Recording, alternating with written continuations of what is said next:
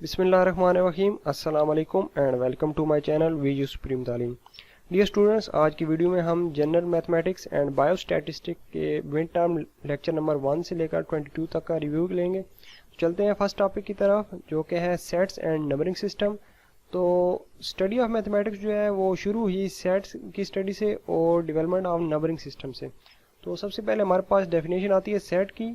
Set is an unordered collection of distinct objects. तो ये distinct objects की unordered collection होती है और इन ऑब्जेक्ट्स को हम क्या कहते हैं, एलिमेंट्स कहते हैं। सेट जो होता है उसमें हमारे पास एग्जांपल आ गई है जी, the collection of person living in Lahore is a set and each person living in Lahore is an element of the set. इसी तरह सेट की नोटेशन जो है उसको कैसे ज़ाहिर किया जाता है, कैपिटल लेटर से, और उसके अंदर जो एलिमेंट होते हैं उसको लोअर केस लेटर से यानी स्मॉल लेटर से ज़ाहिर किया जाता है। सर यहाँ पर डी जो है ये set of all four leg dog के लिए कैपिटल डी यूज़ हुआ है और इंडिविजुअल डॉग के लिए स्मॉल डी यूज़ होगा। आगे हमारे पास है सेट नोटेशन मेथड। तो उसमें हमारे पास सबसे पहले है रोस्टर मेथड। तो it is method of specifying A set consist of surrounding the collection of elements with braces. यानी एलिमेंट्स के इर्द गिर्द अगर हम ब्रेसेस लगा दें तो उसको हम कहते हैं रोस्टर मेथड। इस तरह सेट बिल्डर नोटेशन मेथड भी है। इसकी जनरल फॉर्म जो है वो है वेरिएबल्स है और वर्टिकल बार है, फिर डिस्क्रिप्टिव स्टेटमेंट है यहाँ पर। तो इस वर्टिकल बार को क्या पढ़ते हैं हम, सच दैट। तो ये भी क्विज में आ सकता है। और ये मेथड कब यूज़ किया जाता है, जब रोस्टर मेथड जो है वो इधर इनअप्रोप्रिएट हो या इनएडुकेट हो यूज़ करने में। और इसकी ये एग्जांपल है x such that x is less than 6 and x is counting number. आगे हमारे पास आता है नोटेशन इन सेट। तो उसमें हमारे पास बहुत सी नोटेशन है, जिसमें से एक एलिमेंट की नोटेशन है, ये वाली ई से इसको जारी किया जाएगा इस किस्म का। और एक नॉट एलिमेंट की है, उसके ऊपर हमारे पास नॉट लगा हुआ है, तिरछी लाइन लगी होगी। उसके बाद हमारे पास आता है नल सेट या एम्प्टी सेट। तो set with no element is called null set और उसको नल सिंबल से जारी किया जाता है। आगे हमारे पास आता है universal set, set of all things pertinent to given discussion. और इसको हम यू से ज़ाहिर करते हैं, जिसमें तमाम सेट जो है वो मौजूद होते हैं। उसके बाद हमारे पास आ जाता है सब सेट। तो set A is subset of B, इसको इस तरह डिनोट करेंगे हम, सब सेट का ये सिंबल है। उसके बाद सबसेट क्या होता है जी, if every element of A is an element of B. यानी सेट ए का तमाम जो एलिमेंट है वो सेट बी में मौजूद हों तो इसको हम कहते हैं A is subset of B. इसके बाद आता है जी हमारे पास प्रॉपर सबसेट। तो उसमें क्या है जी, A is subset of B and B contains element which are not in A. यानी बी में वो एलिमेंट मौजूद हैं जो कि ए में मौजूद नहीं है। तो उसके लिए इक्वल का साइन यहाँ से हटा दी जाता है, इसको हम कहते हैं प्रॉपर सबसेट। उसके बाद आता है हमारे पास जो है नॉट सबसेट का निशान। तो ये सिंबल है नॉट सबसेट की। उसके बाद हमारे पास सिंबल आती है इक्वल सबसेट की। तो इक्वल सेट्स कब होते हैं, जब दो हमारे, जब A is subset of B and B is subset of A। तो इसके लिए हम इक्वल की सिंबल यूज़ करते हैं, यानी ये दोनों सेट जो हैं वो सेम उनमें एलिमेंट्स हों। उसके बाद हमारे पास इंटरसेक्शन की आती है डेफिनेशन। तो इंटरसेक्शन क्या होती है जी, हमारे पास के elements of A and element of B दोनों मौजूद हों जो कि कॉमन हो दोनों में, तो उसको हम कहते हैं इंटरसेक्शन। फॉर एग्जांपल यहाँ पर हमारे पास लेटर सेट A है, सेट B है, तो इन दोनों में 3 और 6 जो है वो कॉमन है। आगे हमारे पास है यूनियन ऑफ लेटर्स सेट। तो यूनियन ऑफ सेट में क्या होता है, एलिमेंट्स ऑफ ए और एलिमेंट्स ऑफ बी। यानी ए या बी के एलिमेंट जो है दोनों के यहाँ पर मौजूद हो सकते हैं। तो ये इस तरह यहाँ पर इसको लिखा जाता है। और जो लेटर जो है 2 बार आ रहा हो दोनों सेट्स में तो उसको एक बार ही लिखा जाता है। फॉर एग्जांपल यहाँ पर 3 जो है दोनों में आ रहा है तो इसको एक बार लिखा जाएगा। आगे हमारे पास आता है अलजेब्रिक प्रॉपर्टीज ऑफ सेट्स। तो ये भी बहुत इंपॉर्टेंट है, जिसमें एक आती है कम्यूटेटिव प्रॉपर्टी। कम्यूटेटिव में क्या होता है, A union B is equal to B union A, या A intersection B is equal to B intersection A. तो ये इंटरसेक्शन की कम्यूटेटिव प्रॉपर्टी है और ये यूनियन की कम्यूटेटिव प्रॉपर्टी है। फिर हमारे पास आती है एसोसिएटिव प्रॉपर्टी। एसोसिएटिव प्रॉपर्टी में हमारे पास 3 सेट आ जाते हैं। उसमें क्या होता है जी कि हम जो है पहले ए यूनियन बी कर लेते हैं और फिर उसका जो है यूनियन सी से करते हैं, और दूसरी साइड पर हम क्या करते हैं, बी और सी का यूनियन पहले कर लेते हैं और उसका ए के साथ यूनियन करते हैं। तो इस तरह इसको कहते हैं एसोसिएटिव प्रॉपर्टी। और यही हमारी इसमें इंटरसेक्शन में भी बिल्कुल सेम इसी तरह ही है। आगे आती है हमारे पास डिस्ट्रीब्यूटिव प्रॉपर्टी। तो इसमें हम क्या करते हैं, ये जो बायर सेट है हमारा ए इंटरसेक्शन, इसको बी के साथ डिस्ट्रीब्यूट कर देते हैं पहले, इस तरह यहाँ पर देखें, और फिर हम इस ए इंटरसेक्शन को आगे सी के साथ भी डिस्ट्रीब्यूट कर देते हैं, यहाँ पर ए इंटरसेक्शन सी देखें, और फिर ये यूनियन जो है इसको सेंटर में रख दिया जाता है। इसी तरह यहाँ पर एक और प्रॉपर्टी है distributive property with respect to union over intersection, तो ये भी क्विज में आ सकती है। उसके बाद कुछ यहाँ पर प्रॉपर्टीज़ हैं कि सेट की आपस में यूनियन किया जाए तो वही सेट वापस आ जाता है, इंटरसेक्शन में भी वही सेट आ जाता है, और एम्प्टी के साथ अगर यूनियन किया जाए तो वो सेट जो है वापस आ जाता है, और इंटरसेक्शन किया जाए एम्प्टी सेट के साथ तो एम्प्टी सेट ये वापस होता है। आगे आते हैं हमारे पास नंबरिंग सिस्टम। तो नंबर सिस्टम में हमारे पास बेसिकली दो नंबर्स होते हैं, एक इमेजिनरी एक को कहते हैं और दूसरी को रियल। इमेजिनरी क्या होते हैं, रूट्स होती है जिसमें नेगेटिव नंबर रूट के नीचे होते हैं, अंडर रूट के नीचे, तो उसको आयोटा से बेसिकली जाहिर किया जाता है। आगे हमारे पास आते हैं रियल नंबर। तो रियल में दो टाइप्स होती हैं, रैशनल और इरैशनल। तो रैशनल जो है ये फ्रैक्शन की फॉर्म में भी लिखे जा सकते हैं, 1/2 3 4 एग्जाम्पल इसकी दी गई है। इसी तरह आगे इंटीजर्स आते हैं जिसमें नेगेटिव पॉजिटिव सारे नंबर शामिल हैं, और फिर हमारे पास होल नंबर आते हैं, इसमें से नेगेटिव नंबर इंटीजर में से ख़त्म कर दें तो होल नंबर बच जाते हैं, और होल नंबर में से 0 अगर ख़त्म कर दें तो हमारे पास नेचुरल नंबर बच जाता है। इसके बाद हमारे पास रियल की एक दूसरी टाइप आती है इरैशनल, जिसमें हमारे पास √2 है, पाई है, और ई की वैल्यू है 2.71 समथिंग होगी। आगे हम चलते हैं, यहाँ पर काउंटिंग नंबर जो है उनको हम नेचुरल नंबर कहते हैं, जो कि 1 2 3 अप टू सो ऑन आते हैं, इससे n से डिनोट किया जाता है। इंटीजर्स जो है उनको हम natural number their opposite and 0, तो इसमें सारे नंबर्स आ जाते हैं हमारे पास इंटीजर्स। और रैशनल नंबर क्या होते हैं जी, such number that can be written in a ratio of 2 integer, इनको 2 इंटीजर की रेशो में लिखा जा सके तो उनको हम कहते हैं रैशनल नंबर, और इनको क्यू से जाहिर किया जाता है। इनमें क्या होता है जी, रिपीटिंग डेसिमल्स होते हैं और टर्मिनेटिंग डेसिमल्स भी हो सकते हैं। तो यहाँ पर जो है डेसिमल देखें तो 3 3 जो है ये एक रिपीटिंग पैटर्न चल रहा है। इसी तरह अगर टर्मिनेट भी हो जाए तो ये भी इसमें आ जाते हैं और रिपीटिंग में भी आ जाते हैं, तो ये इनको हम कहते हैं रैशनल नंबर। और integers are also in rational numbers, क्योंकि इनको भी हम पी और क्यू की फॉर्म में लिख सकते हैं, बटे की फॉर्म में।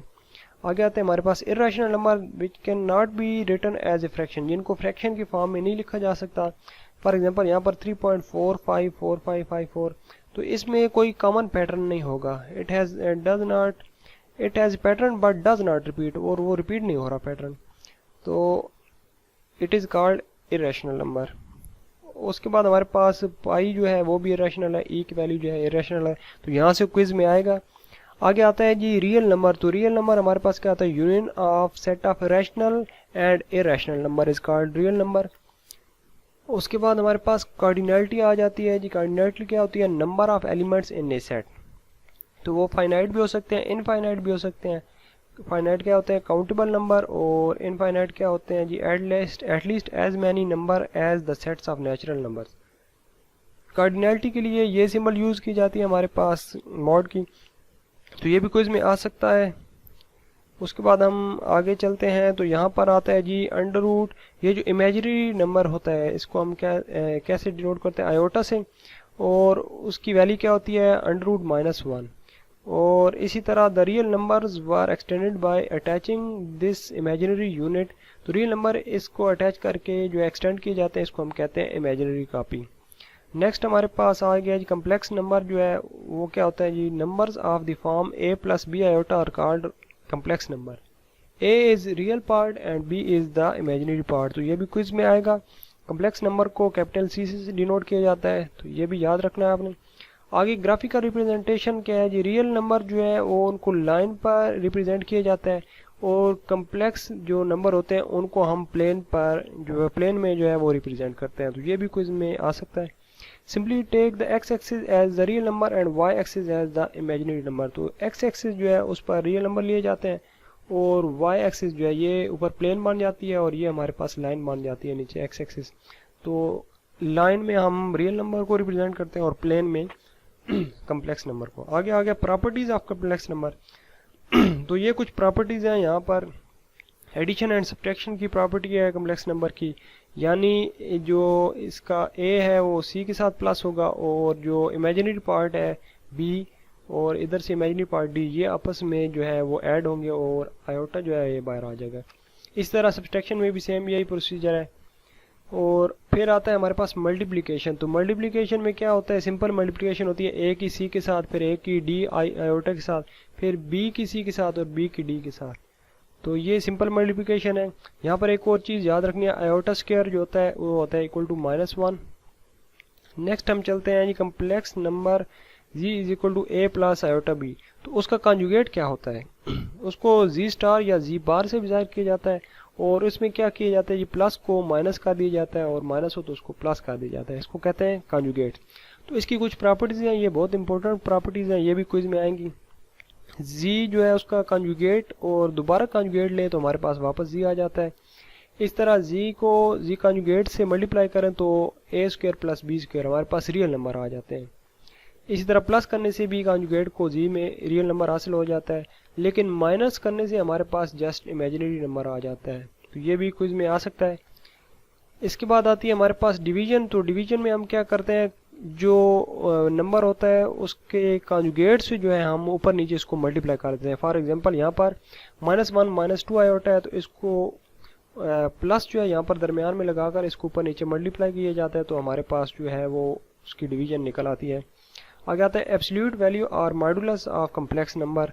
तो ये क्या होता है, it is the distance the complex number is from the origin on the complex plane. तो ये होता है distance of the complex number from the origin. आगे हम चलें टॉपिक नंबर 2, हमारे पास है फंक्शन एंड क्वाड्रेटिक्स। तो इसमें हमारे पास आ जाती है मैपिंग की डेफिनेशन। तो ये क्या होती है, ये a rule for relating elements of one sets to other. Mapping is also called relation. तो ये भी क्विज में आ सकता है। आगे टाइप्स ऑफ रिलेशन हमारे पास 1 to 1 है, एग्जैक्टली 1। इसमें हमारे पास मेंबर होता है, एक हमारे पास यहाँ पर प्री इमेज होती है और एक हमारे पास ये इमेज है। तो ये एग्जैक्टली 1 इसमें मैपिंग होती है 1 to 1। उसके बाद हमारे पास आती है मैनी टू मैनी। तो यहाँ पर मोर देन 1 मेंबर जो होते हैं वो उनकी आपस में मैपिंग हो रही होती है, प्री इमेज की बात करें या मेन इमेज की बात करें। उसके बाद मैनी टू 1 है, तो यहाँ पर क्या होता है जी, वेयर 2 और मोर मेंबर ऑफ प्री इमेज।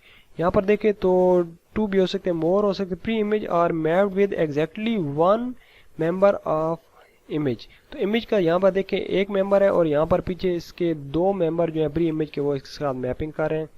इसी तरह 1 to many में क्या होता है, हमारे पास प्री इमेज जो होती है उसका एक जो मेंबर है वो हमारे पास जो इमेज है उसके बहुत से मेंबर के साथ मैपिंग कर सकता है।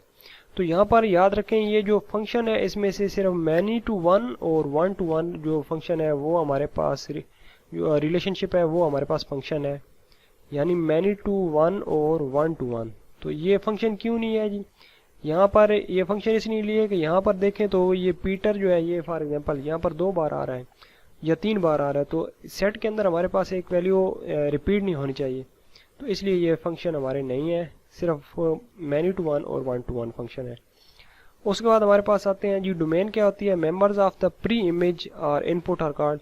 ये हमारे पास प्री इमेज है, इसके मेंबर को हम कहेंगे डोमेन, और जो हमारे पास ये जो आउटपुट होंगी सेट ऑफ पॉसिबल आउटकम या इमेज, इसको हम कहते हैं रेंज। उसके बाद हमारे पास आती हैं जी यहाँ पर important to note to define a function we need 2 things, एक उसका फार्मूला और उसकी एक डोमेन। तो ये 2 चीज़ें हमें पता होनी चाहिए। आगे आता है हमारे पास function is called an even function. तो इवन फंक्शन कब होता है, if the graph is symmetric with respect to the vertical axis, और ऑड कब होगा, जब ग्राफ होगा symmetric with respect to origin. तो ओ से ओरिजिन है, ओ से ऑड है, ये याद रख लेना यहाँ से। अब यहाँ पर इसको हम मैथमेटिकली कैसे जो है वो चेक करेंगे कि ये इवन है या ऑड है। तो उसके लिए क्या तरीका है, हमारे पास 2 थ्योरम है कि नेगेटिव नंबर से x को मल्टीप्लाई करना है। तो अगर नेगेटिव नंबर जो है वो ख़त्म हो जाए तो उसको हम कहते हैं इवन, और अगर नेगेटिव नंबर बाहर आ जाए तो उसको हम कहते हैं ऑड फंक्शन। तो यहाँ पर एग्जांपल दी गई है कि यहाँ पर अगर x के अंदर हम नेगेटिव वैल्यू रखें तो फिर भी स्क्वायर की वजह से वो फिर पॉजिटिव हो जाएगी, और क्यूब के साथ अगर यहाँ पर हम -x लगाएं तो यहाँ पर -x का क्यूब निकालें तो -x क्यूब भी आएगा, इसलिए इसको ऑड फंक्शन कहेंगे। उसके बाद सम आती है, डिफरेंस आती है, प्रोडक्ट एंड कोशेंट आती है। तो ये हमारे पास क्या होता है जी, दो फंक्शन जो है वो उनकी सम कैसे की जाती है अलग-अलग, इसी तरह डिफरेंस भी अलग-अलग। प्रोडक्ट में हम क्या करते हैं, ये जो वैल्यू x है f के साथ भी मल्टीप्लाई कर देते हैं और g के साथ भी, इसी तरह हम डिवाइड भी कर सकते हैं। आगे आता है कंपोजिशन फंक्शन या कंपोजिट फंक्शन, तो उसको f कंपोजिट g से ज़ाहिर किया जाता है और g is perform first, g को पहले परफॉर्म किया जाता है, उसके बाद f परफॉर्म किया जाता है। फॉर एग्जांपल यहाँ पर एक छोटी सी मिसाल लें, तो ये देखें यहाँ पर पहले x है तो उसका स्क्वायर लिया गया, फिर क्या हुआ उसको 3 से मल्टीप्लाई किया गया और आखिर में उसमें 2 ऐड कर दिया गया। तो ये क्या हो रहा है जी कि लेफ्ट टू राइट जो है वो चलते जा रहे हैं। तो यहाँ पर f ऑफ x था और ये g ऑफ x की वैल्यू थी, ये g ऑफ x की वैल्यू x स्क्वायर है, ये हम यहाँ पर x की जगह पर पुट कर देते हैं तो ये आंसर हमारे पास आ जाता है 3x स्क्वायर प्लस 2। उसके बाद आती है जी, remember the domain of f of g, f composition g is set of all real numbers in domain of g। तो ये set of all real numbers होते हैं और domain of f composition g can not always be determined simply by examining the final form of f of x। तो ये हमेशा जो है उससे नहीं पता चलता इसका f कंपोजिशन g की वैल्यूज़ का डोमेन से। तो ये भी यहाँ से क्विज में आ सकता है। आगे जो है यहाँ पर ये सॉल्विंग के कुछ एग्जांपल दिए हुए हैं, ये आप सॉल्व कर लीजिएगा। यहाँ पर for example f of x है और ये g ऑफ x है, तो f composition g of x में मालूम करनी है। तो ये जो g ऑफ x की वैल्यू है इसको यहाँ पर x की जगह पर आपने पुट करना है। फॉर एग्जांपल यहाँ पर x स्क्वायर है, उसकी जगह पर हमने ये पूरी वैल्यू जो है यहाँ पर पुट कर देनी है और उसको सॉल्व कर लेना है। आगे आता है हमारे पास इनवर्स फंक्शन, तो उसको f इनवर्स से याद किया जाता है -1 से, और इसकी जो है मैथमेटिकल फॉर्म में भी इसको लिखा जा सकता है। f of a is equal to F B है, देन f इनवर्स फंक्शन जो है b का इज इक्वल टू a के होगा। तो ये इसकी मैथमेटिकल प्रॉपर्टी है। उसके बाद if a function is to have an inverse which is also function then it must be 1 to 1। अगर उसका इनवर्स किसी फंक्शन का हो तो उसका मतलब है कि ये जो फंक्शन है वो उसको 1 to 1 होना लाजमी है।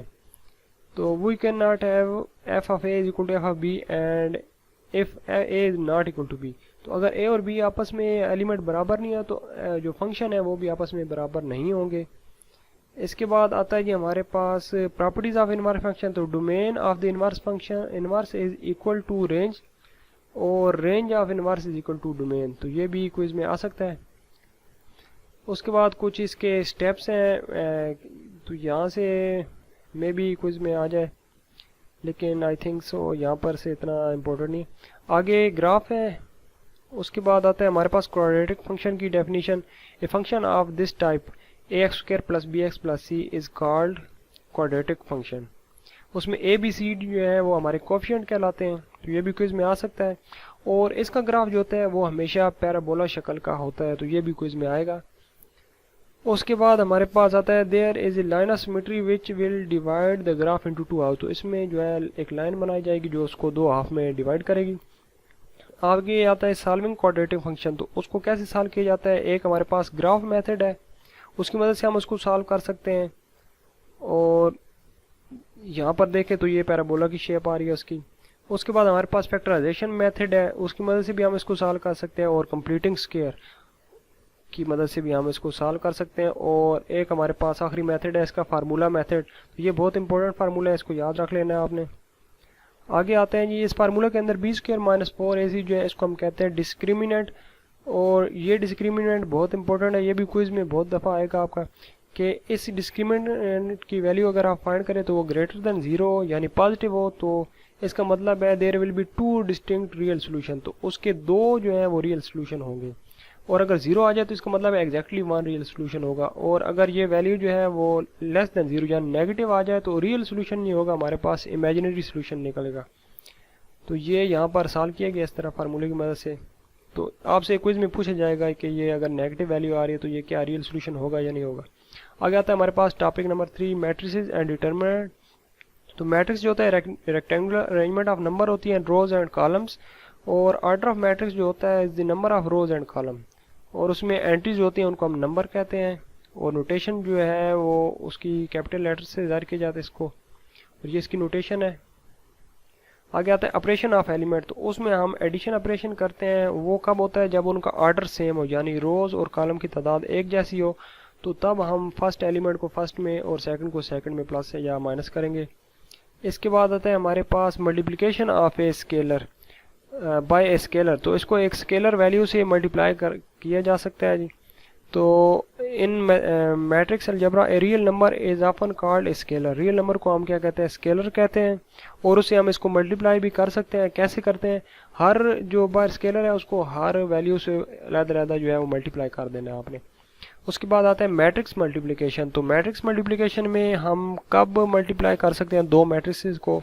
We multiply each row in the first matrix by each column in the second, तो ये रो को जो है फर्स्ट मैट्रिक्स की और इस कॉलम से मल्टीप्लाई करना है, यानी A11 को आपने B11 से मल्टीप्लाई करना है, फिर A12 को B21 से मल्टीप्लाई करना है।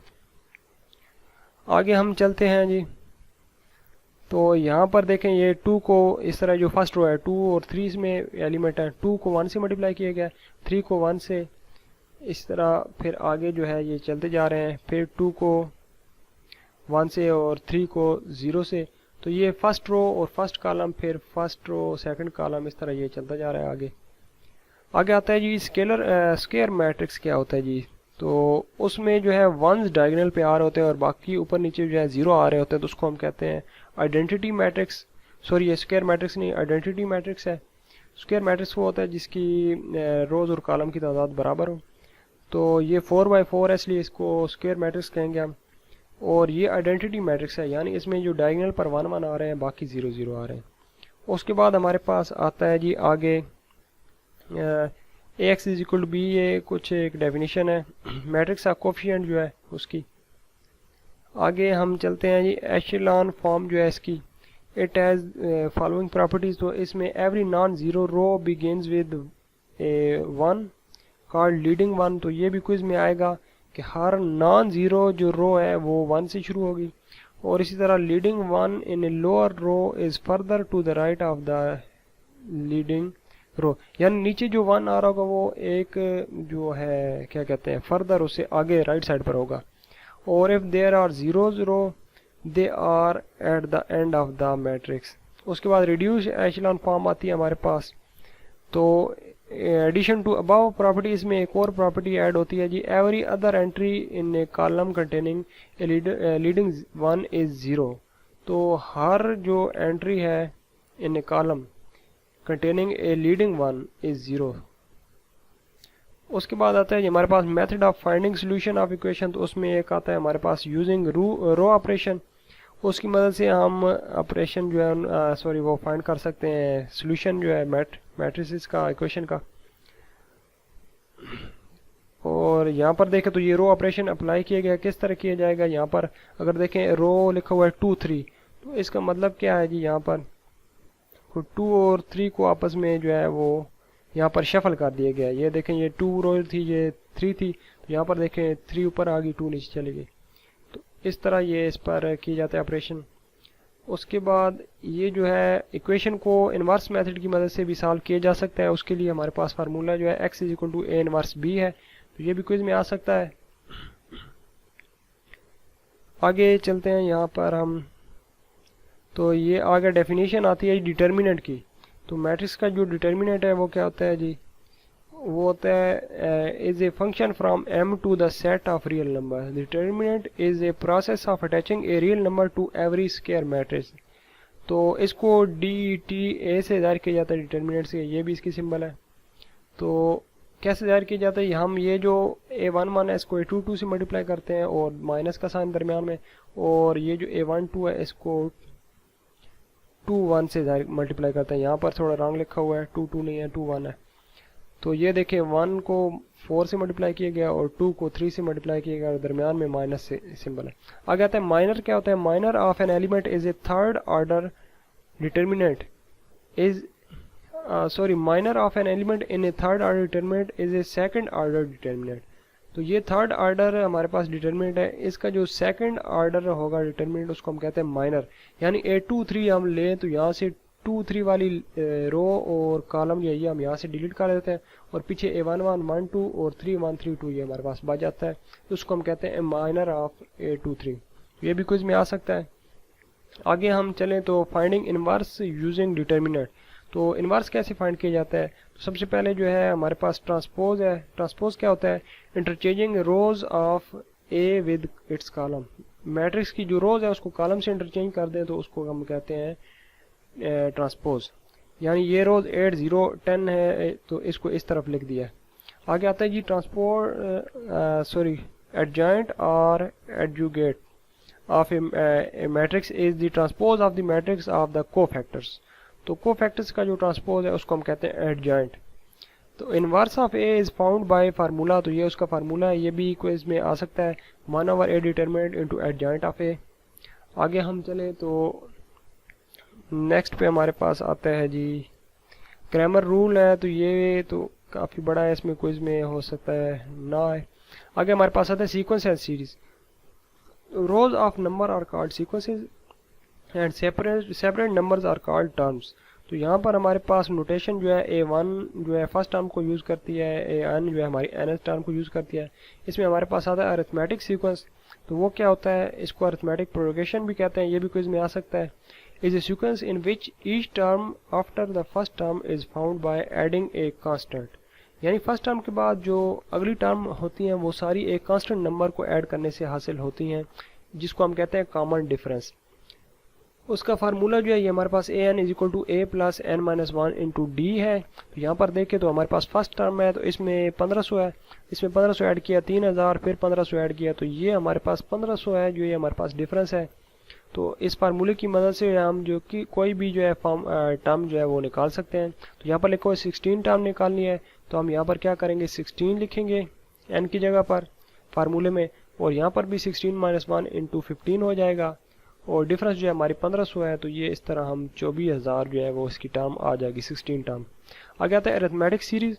तो arithmetic series is the sum of terms. तो ये टर्म्स जो है हमारे पास ये सीक्वेंस की हैं, अरिथमेटिक सीक्वेंस है, इसकी जो टर्म्स की अगर हम सम लें तो उसको हम कहते हैं अरिथमेटिक सीरीज। और इसके लिए ये हमारे पास फार्मूला है Sn is equal to n/2 into 2a plus n minus 1 into D. ये भी क्विज में यहाँ से आएंगे। आगे आता है जियोमेट्रिक सीक्वेंस। तो ये क्या होता है?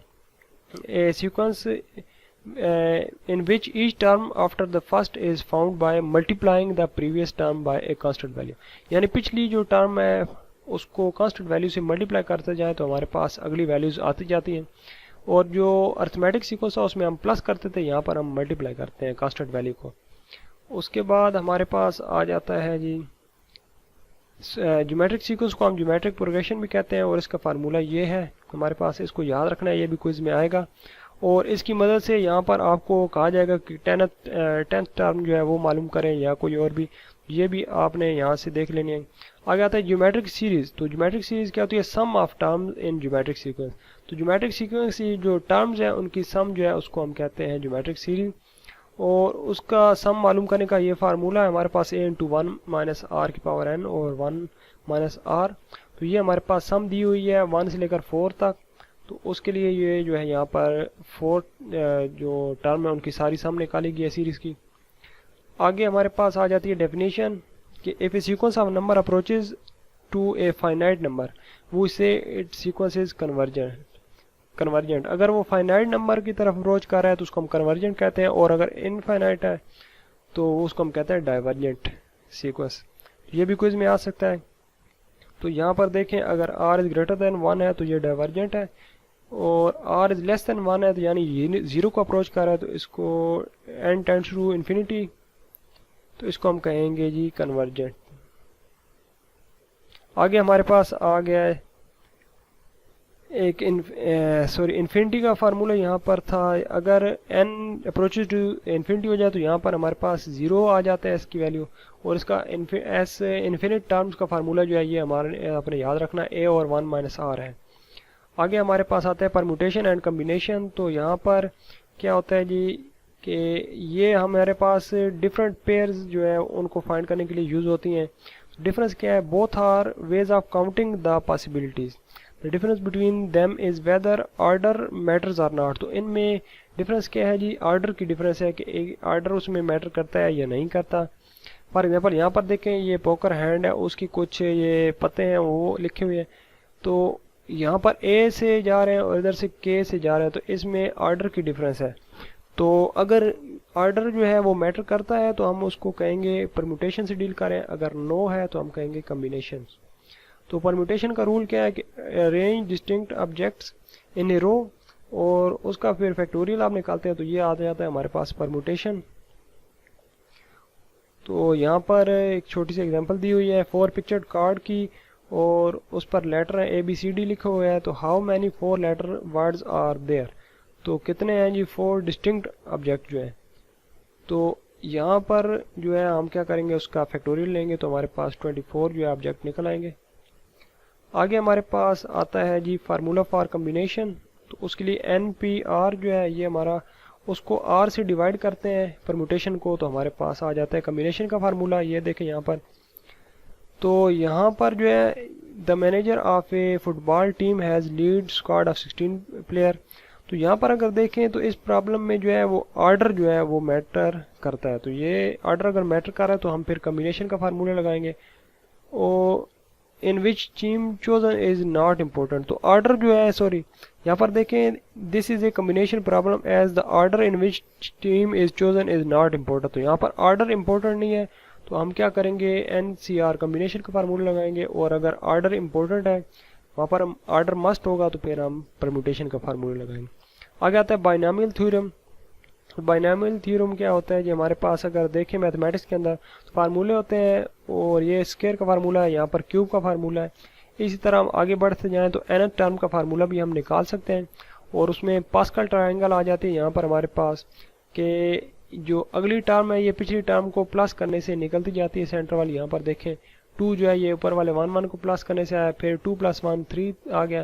यहाँ पर 3 में 1 प्लस करे 4, 4 में 1 प्लस करे 5, और जो मिडिल टर्म है उसको साइड से मल्टीप्लाई करें तो 10 आता है। तो इस तरह ये आगे हम जो है वो वैल्यूज़ निकाल सकते हैं। यहाँ पर देखें जिस तरह 3 में 1 प्लस किया तो 4 आ गया। तो इसको एक्सपेंड करते जाए तो हमारे पास बाइनोमियल थ्योरम जो है वो आ जाता है। तो ये यहाँ से आपने देख लेना अगर फार्मूला इसका आ जाए तो जो we note that Pascal triangle is inefficient for finding coefficient of big expansion. तो ये जो पास्कल ट्रायंगल है ये इनएफिशिएंट है, ज़्यादा जो अगर कोएफिशिएंट ज़्यादा हो जाए, फॉर एग्जांपल x9 y6 आ जाए, तो यहाँ पर 15 कोएफिशिएंट अगर फाइंड करना है तो बहुत टाइम लगेगा, मुश्किल है। तो उसके लिए फिर बाइनोमियल थ्योरम जो है वो बनाया गया था। तो उसमें ये इसका फार्मूला x + y⁴n, तो ये आगे जो है इसका कम्बिनेशन का फार्मूला है, तो ये आपने याद रख लेना है। बाइनोमियल कोएफिशिएंट जो है वो इसकी मदद से निकाले जाते हैं कम्बिनेशन के फार्मूले की मदद से। आगे आता है हमारे पास कोऑर्डिनेट ज्योमेट्री। तो कोऑर्डिनेट ज्योमेट्री में हमारे पास डिस्टेंस बिटवीन 2 पॉइंट का फार्मूला है, बहुत इंपॉर्टेंट, ये क्विज में आ सकता है। तो दो हमारे पास पॉइंट्स हैं, एक A है और एक B है, उसके दो कोऑर्डिनेट्स हैं x1 y1 और x2 y2। तो इनका फार्मूला जो है डिस्टेंस का वो AB = x2 - x1, यानी ये जो सेकंड कोऑर्डिनेट है इसमें से इसका फर्स्ट माइनस करना है, और इसी तरह y जो सेकंड कोऑर्डिनेट है इसको में से y1 जो है वो माइनस करना है, और उनको स्क्वायर करके उनको प्लस करके और फिर स्क्वायर रूट लेना है। तो इस तरह ये आ जाएगा। तो ये भी क्विज में आएगा आपका, इस तरह की एग्जांपल दी गई होगी और आपसे आंसर पूछेगा वहाँ पर। आगे हमारे पास आता है मिड पॉइंट का फार्मूला। तो मिड पॉइंट कैसे निकालते हैं जी, यानी एवरेज। आप फर्स्ट को फर्स्ट में प्लस करेंगे और उसको 2 से डिवाइड कर देंगे। इसी तरह y एक्सिस को y एक्सिस में प्लस करके उसे 2 से डिवाइड करेंगे तो हमारे पास दो जो उसको मिड पॉइंट निकल आएगा। आगे आता है हमारे पास ग्रेडियंट और स्लोप जो होती है वो क्या होती है। तो it is gradient slope of the line segment joining A and B is the ratio of change in y with respect to change in x। तो ये change in y और change in x की जो है वो ratio होती है। यहाँ पर देखें तो इसको m से जाहिर किया जाता है, ये इसका फार्मूला है। ये भी क्विज में वो पूछ सकता है कि जो है आप इसकी स्लोप मालूम करें। तो यहाँ से जिस तरह वैल्यू दी गई है x1 x2 की, तो वो यहाँ पर पुट करके आपने स्लोप निकालनी होगी। आगे आता है प्रॉपर्टीज ऑफ ग्रेडियंट्स। तो bigger is the gradient magnitude the bigger the gradient magnitude the steeper the line segment. तो जितना ग्रेडियंट मैग्नीट्यूड ज़्यादा होता जाएगा उतनी स्टीपर होगी लाइन। ये भी कुछ में आ सकता है। आगे आता है नेगेटिव ग्रेडियंट्स का मतलब है कि फेसिंग डाउनवर्ड, तो जो है आपकी लाइन जो है वो डाउनवर्ड फेस कर रही है। पॉजिटिव का मतलब है ये अपवर्ड जा रही है। और स्लोप क्या होती है, average rate of change in Y per unit change in X with respect to change in X. तो ये जो है स्लोप होती है, ये एवरेज रेट ऑफ चेंज जो है वो शो करती है। आगे आता है हमारे पास two line segment that are parallel will have same slope. तो जो लाइन सेगमेंट पैरेलल होंगे उनकी स्लोप एक जैसी होगी। तो ये यहाँ पर देखें राइज और रन, इसकी स्लोप निकाली गई है यहाँ पर देखें। तो ये इस तरह भी क्विज में आ सकता है आपकी वैल्यू मालूम करने की। आगे आता है इक्वेशन ऑफ ए लाइन। तो ये क्या होती है जी, लाइन और curve is a rule for determining whether और not the point with coordinates X Y lies on the line और कर्व। तो यहाँ पर हमारे पास c is equal to Y minus M X, तो ये भी क्विज में आ सकता है। और इसमें जो है हमारे पास लास्ट लाइन, इसको हम कहते हैं स्लोप इंटरसेप्ट। तो ये भी क्विज में पूछ सकते हैं आपसे कि ये स्लोप इंटरसेप्ट की जो फार्मूला है वो क्या है। और m जो होती है इसके अंदर स्लोप होती है और उसका फार्मूला पीछे हम देख चुके हैं।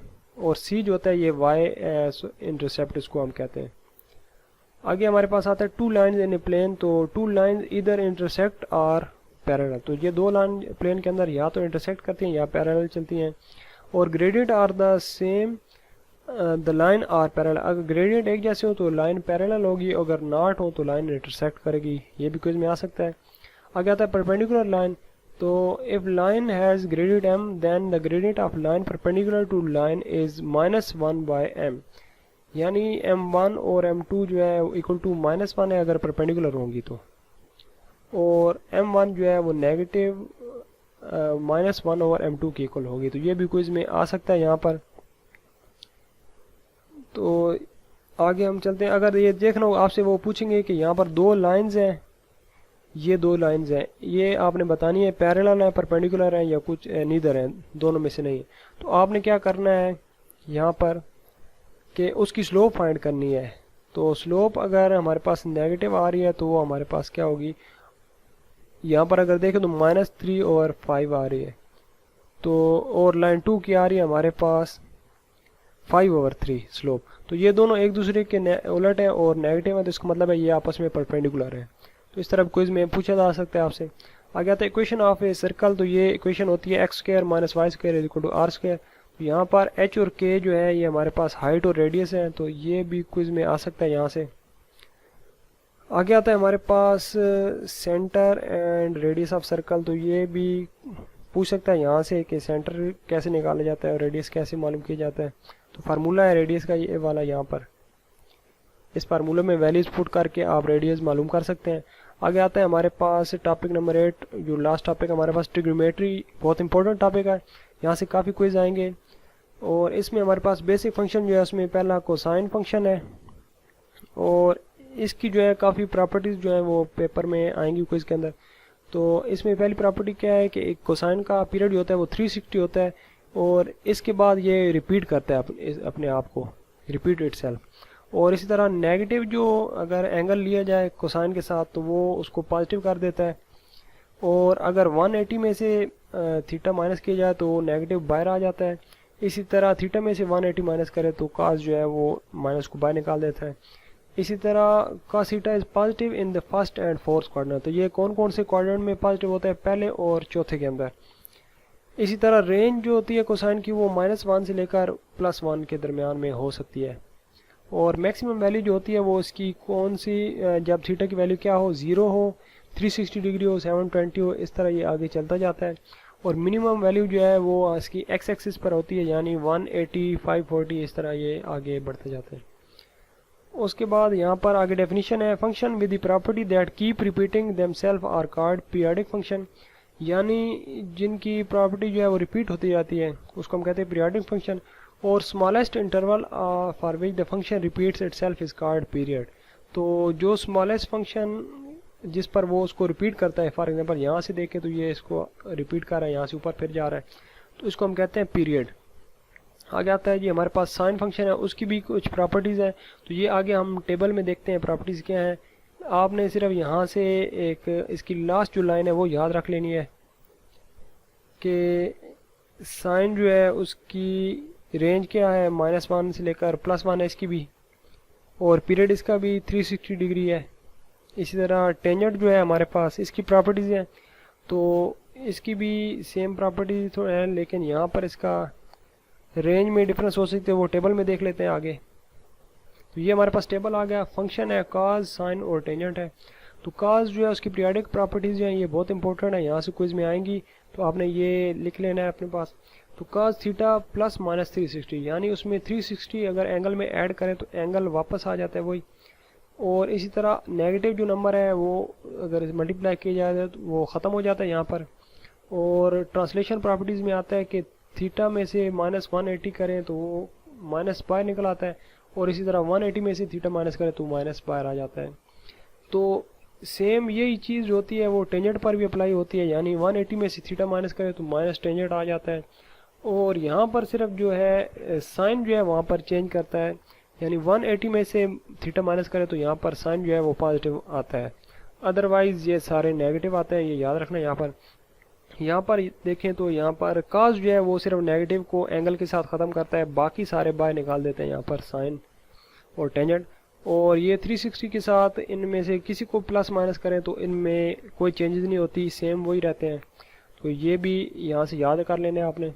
आगे हमारे पास आती है डेफिनेशन एम्पलीट्यूड की। Amplitude of a function is the height from the mean value of the function to maximum और मिनिमम वैल्यू, यानी वो मीन वैल्यू से कितना ऊपर या कितना नीचे जा रहा है उसको हम कहते हैं एम्पलीट्यूड, जो उसकी हाइट होती है। आगे एम्पलीट्यूड ऑफ फंक्शन जो है ए साइन बी एक्स, वो उसको हम ए मॉड्यूलस से ज़ाहिर करते हैं। और पीरियड जो होता है वो उसका होता है 2 पाई डिवाइडेड बाई बी। इस तरह काज का भी सेम एम्पलीट्यूड और सेम पीरियड जो है इस तरह शो किया जाता है इसको। आगे आता है चेंजिंग ट्रिग्नोमेट्रिक ग्राफ्स। तो यहाँ पर ये ग्राफ्स हैं, तो इसमें से हो सकता है क्विज में ना है। आगे हम चलते हैं डेफिनेशन की तरफ। तो ये inverse sine function is defined by Y arc sine X. तो इसको इस तरह शो किया जाएगा, इनवर्स जो है साइन इनवर्स एक्स। और if and only if sine Y is equal to X, तो यहाँ पर साइन वाई जब एक्स के इक्वल होगा तो तब ये Y is equal to sine inverse X का होगा। तो यहाँ पर डोमेन जो है इसकी -1 और +1 होते हैं, यानी साइन जो है वो इस दो वैल्यू के दरमियान में उसकी वैल्यू आ सकती है। और रेंज होती है वो -पाई और पाई/2, यानी -180 से लेकर एक तरफ होती है और दूसरी तरफ इसकी होती है 90, पाई/2 जो है वो 90 के इक्वल आएगा। तो ये आपने यहाँ से याद रखनी है इसकी साइन की, काज की। यहाँ पर देखें तो जो है हमारे पास आ जाती है आगे टेंजेंट की है और काज की है। तो काज की 0 और पाई है, टेंजेंट की है -पाई/2 और इंटू पाई/2। तो ये तीन आपने याद रखनी है, यहाँ से क्विज में आएंगी इसकी डोमेन और रेंज। आगे हमारे पास आती है जी सॉल्विंग ट्रिग्नोमेट्रिक इक्वेशन। तो ट्रिग्नोमेट्रिक इक्वेशन को हम दो प्रॉपर्टीज़ की मदद से भी सॉल्व कर सकते हैं, सिमेट्रिक प्रॉपर्टी और हमारे पास आती है पीरियोडिक प्रॉपर्टी। तो सिमेट्रिक प्रॉपर्टी में क्या है कि उसको जब माइनस से मल्टीप्लाई किया जाता है उसको एंगल को, तो वो वापस जो है माइनस ख़त्म कर देता है। इसी तरह पीरियोडिक में क्या होता है, उसमें 360 के साथ एंगल को प्लस या माइनस करें तो वापस वही आ जाता है वैल्यू। तो यहाँ पर देखें cos 70.5 इज इक्वल टू 1/3 है। तो इसमें हमने सॉल्व करना है cos theta is equal to 1/3 के लिए। तो और यहाँ पर इसकी रूट्स दी गई, यानी पीरियड दिया गया 360 तक है। तो find cos inverse -1/3 is equal to 70.52। तो पहले हम सिमेट्रिक प्रॉपर्टी यहाँ पर लगाएंगे, यानी यहाँ पर जो cos है उसके एंगल के साथ माइनस लगाएंगे, तो ये cos इसको ख़त्म कर देगा। तो हमारे पास ये इसकी वैल्यू आ जाएगी।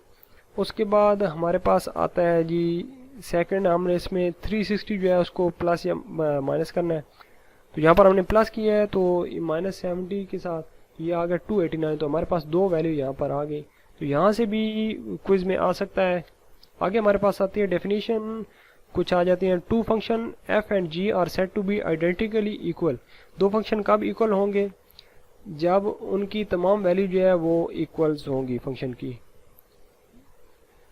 सच an equation is refer to as identity. तो इन इक्वेशन को हम आइडेंटिटी कहते हैं, और जो इक्वेशन इक्वल नहीं होती उनको हम नॉट आइडेंटिटी या कंडीशनल इक्वेशन भी कहते हैं। तो ये भी क्विज में आ सकता है।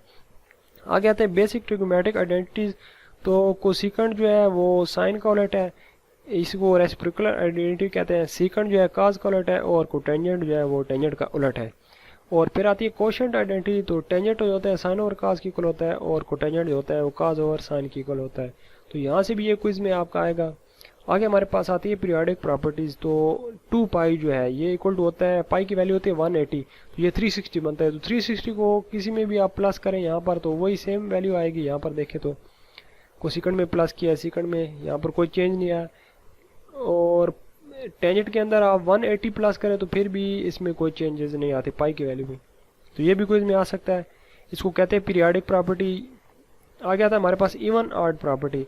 तो माइनस जो है ये काज जो है सिर्फ माइनस को ख़त्म करता है और सीकेंट जो इसका उलट है, और बाकी जो है वो माइनस को बाहर निकाल देते हैं। तो ये भी क्विज में आ सकता है इवन ऑड की प्रॉपर्टी। आगे आता है हमारे पास पाइथागोरियन आइडेंटिटीज।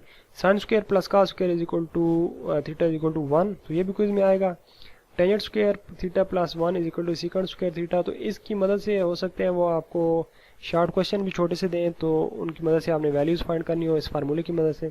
तो ये भी आपने याद रखने हैं। और 1 plus cotangent square theta is equal to cosecant theta square theta. तो ये पाइथागोरियन आइडेंटिटीज़ हैं, ये क्विज में आ सकता है। उसके बाद हमारे पास एक एग्जांपल दी हुई है। तो ये एग्जांपल तो नहीं आ सकती, आपसे ये पूछ सकता है कि ये जो वैल्यू है ये इसकी इक्वल किसकी इक्वल है इसकी। तो आपने आंसर में से ये वाली वैल्यू ढूंढ लेनी है। आगे हमारे पास आती है sum of difference formula, sum and difference.